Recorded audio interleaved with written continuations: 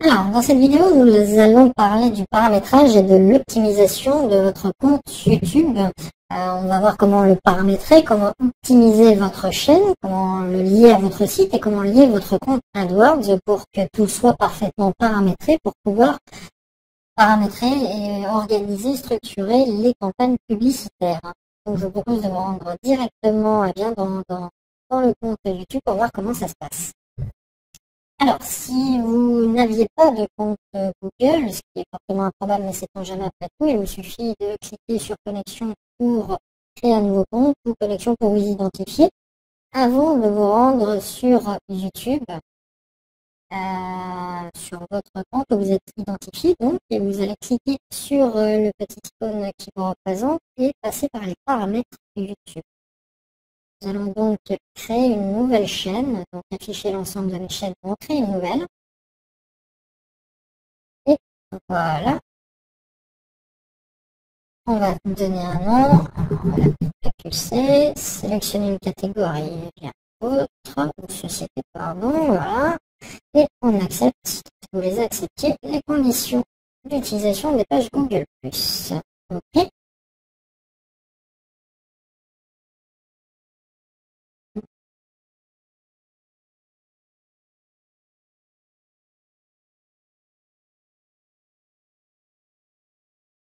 Alors là, puisque j'ai déjà plusieurs chaînes dans une test en cours, je me propose de m'identifier en tant que, et on va garder par défaut, je vous ai demandé, voilà, et de garder l'utilisateur principal.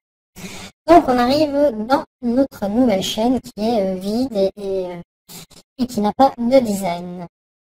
Alors, cette fois-ci, on va de la même manière aller sur paramètres YouTube et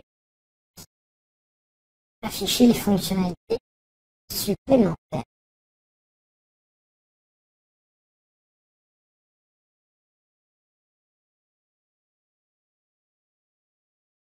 Voilà.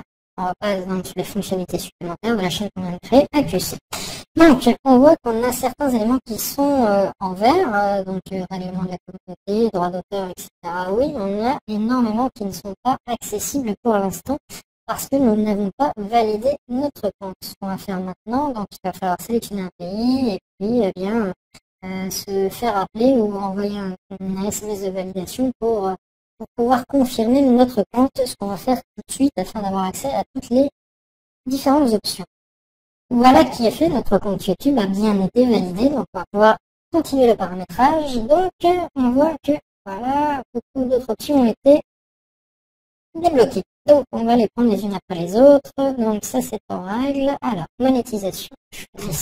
Alors la monétisation, eh bien, c'est dans le cadre de programmes qui peuvent être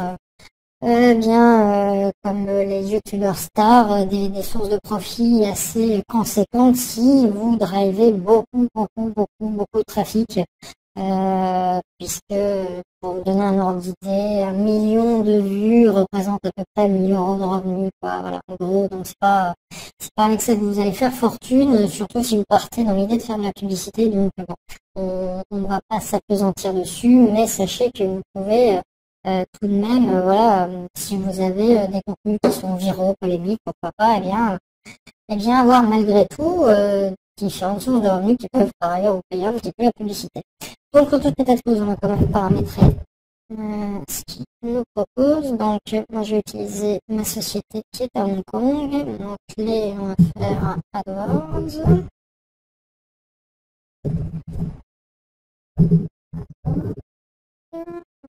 Associer notre compte AdWords pour le coup. Alors évidemment, on part du principe que vous en avez un. Si ce n'est pas le cas, je vous invite à le créer en parallèle dans un nouvel onglet et sinon, vous allez pouvoir l'associer immédiatement.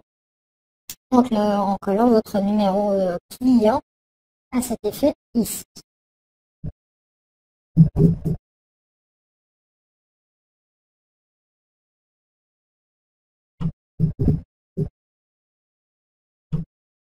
Alors, on colle notre numéro client donc.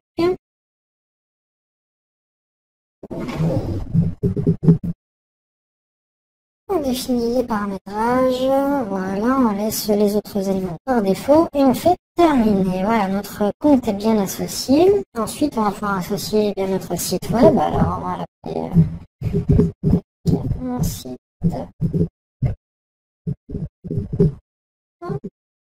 on l'ajoute, mais il va être en attente de confirmation.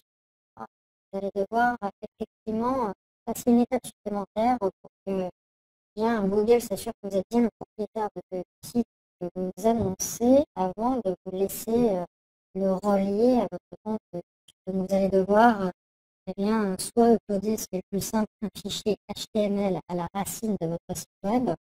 Très simple, il suffit d'utiliser votre client FTP habituel, ou de transférer à votre développeur ou à la personne qui s'en occupe. Ça prend vraiment 1 minute de le faire comme ça.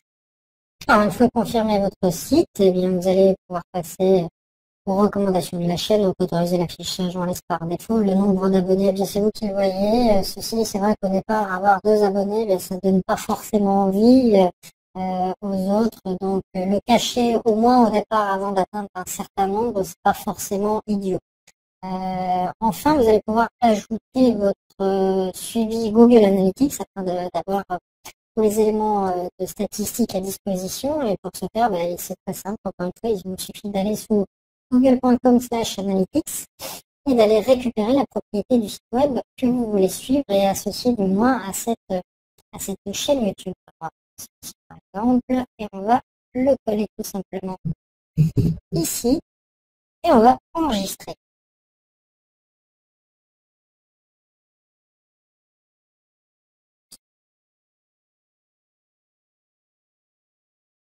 Voilà, donc nos modifications ont bien été enregistrées à l'exception et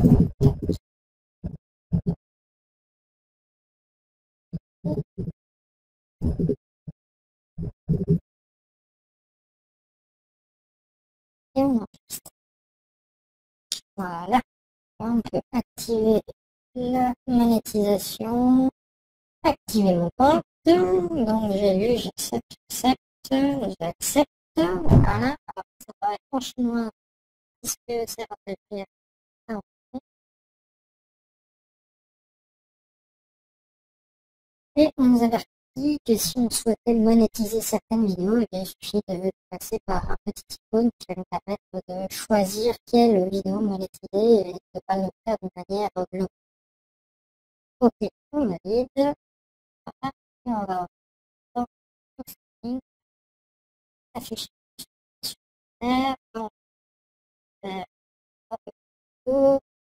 on pourrait donc utiliser un compte AdSense pour l'associer à notre compte YouTube pour proposer des vidéos payantes, facturer aux internautes et gagner de l'argent avec cette partie-là.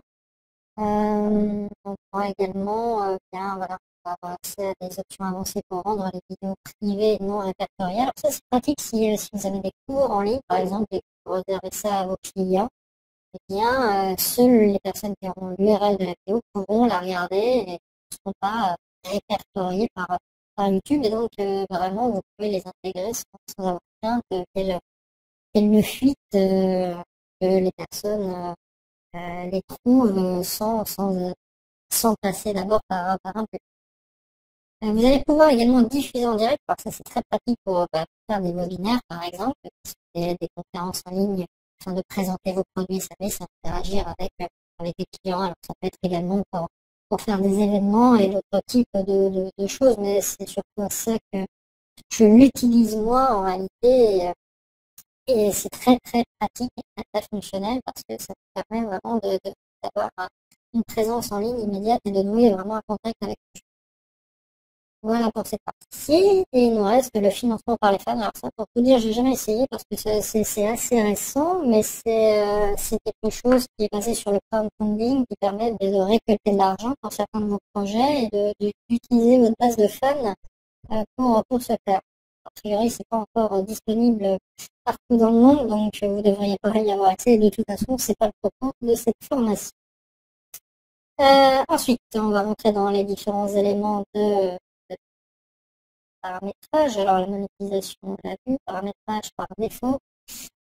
Des vidéos mises en ligne. Donc on va pouvoir les définir si on veut qu'elles restent publiques ou privées. On va pouvoir les affecter à une catégorie particulière. On va pouvoir définir une modalité de licence. On va pouvoir définir un gabarit de titres, de description et de tag par défaut qui va permettre de gagner du temps par la suite.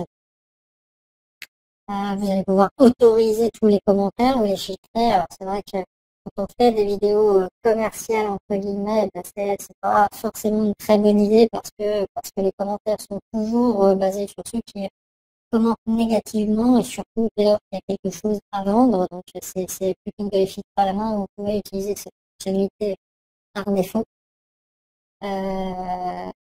Vous pouvez voilà avoir accès également à bien aux différentes options de langage, c'est-à-dire savoir si la vidéo est en français, vous allez pouvoir mettre en place les sous-titres, suggérer ou demander des améliorations, les suggestions d'amélioration, vous allez pouvoir définir des lieux et vous allez pouvoir voilà, définir si vous voulez que les statistiques s'affichent publiquement sur la page de lecture par rapport à la vidéo qui est en cours de visionnage. Et ça, c'est pas forcément très bon tant que vous n'avez pas atteint un certain niveau de chiffre. Encore une fois, bah, il vaut mieux ne pas avoir quelque chose qui soit trop faible parce que ça donne toujours un a priori négatif. C'est un petit peu la théorie du restaurant vide qui attire pas grand monde, alors que quand on voit une vidéo qui a déjà fait 1 million de vues, eh bien rien que le chiffre nous intrigue.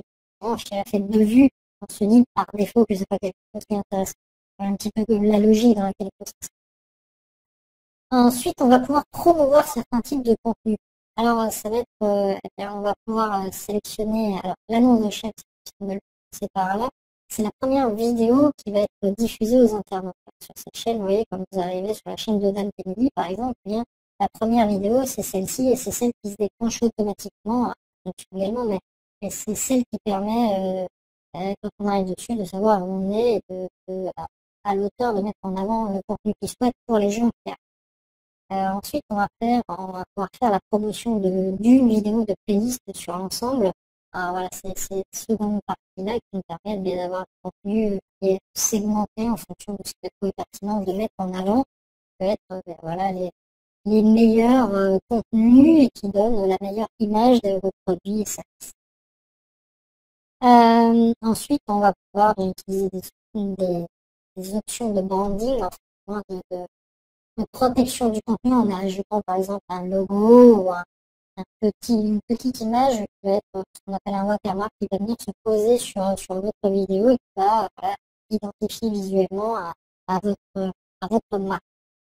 Et enfin, on va terminer avec les options avancées. Alors pour les options avancées, eh bien, on va bien c'est ce qu'on a vu tout à l'heure et on va pouvoir on modifie la dernière partie, modifier l'icône de chaîne depuis Google+. Donc là, automatiquement, une page Google Plus a été créée quand vous avez créé une chaîne et que vous allez pouvoir modifier cette icône-là, ou alors vous pouvez le faire de manière qui est plus pratique en passant par l'affichage de votre chaîne. Et c'est pas quelque chose qui est forcément indispensable de garder pour pouvoir. Il faut le personnaliser parce que c'est pas très joli pour laisser des commentaires, etc. Mais pour cette partie-là, qui est une image d'illustration de la chaîne, moi, ce que je vous recommande, c'est de passer par Fiverr et de faire une recherche avec YouTube Header. Et vous allez pouvoir trouver des prestataires qui coûtent 5 dollars ou 10 dollars pour faire des choses très bien qui nous permettent d'avoir voilà, une image propre, pro, qui va s'intégrer ici et qui va parfaitement coller à votre logo, à votre image de manière générale, si vous avez déjà sur votre site web, ou alors vous pourriez le faire immédiatement vous-même si vous avez du talent, pas plus de talent forcément, mais au moins un petit peu d'habilité avec Photoshop, ce type d'outil pour intégrer vos images. Donc, il faut juste des images en grande taille de 2560 par 1440 pour que ça soit à peu près propre sur tous les types de contenus et si vous avez besoin d'un coup de main, si vous avez un petit peu de temps à perdre dessus, vous pouvez passer par l'aide que je vais vous donner éventuellement même. Voilà, vous pouvez télécharger le Channel A template qui vous permettre de faire le job vous-même. Si vous avez un petit peu de temps à perdre, encore une fois, vous pouvez très bien y arriver. Voilà pour la partie de paramétrage de votre chaîne. Donc là, on a mis en route tous les éléments. Il ne restera plus qu'à la remplir de vidéos et de contenus qui présentent votre activité, que vous auriez d'ores et déjà tourné. Et on verra ensuite comment on va intégrer des publicités, comment on va les mettre en place dans la prochaine vidéo.